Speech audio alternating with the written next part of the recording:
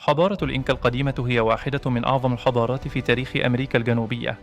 نشأت في جبال الأنديز في بيرو حوالي القرن الثالث عشر الميلادي.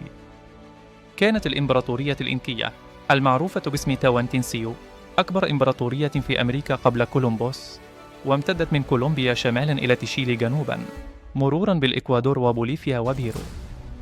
بدأت الحضارة كقبيلة صغيرة في وادي كوسكو حوالي عام 1200 ميلادي، وفقا للأساطير الإنكية التي تتحدث عن مؤسسيها مانكو كاباك وماما أوكلو، اللذين سسوا المدينة المقدسة كوسكو التي أصبحت عاصمة الإمبراطورية وتعني سرة العالم.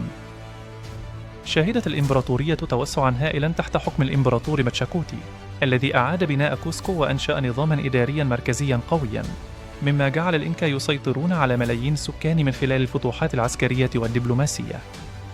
تميزت حضارة الإنكا بإنجازات هندسية مذهلة، مثل بناء الطرق الشاسعة التي امتدت لأكثر من 40,000 كيلومتر، والمصاطب الزراعية لزراعة المحاصيل في الجبال، والمباني الحجرية الدقيقة بدون ملاط، كما في ماتشو بيتشو وساكسيهوامانام.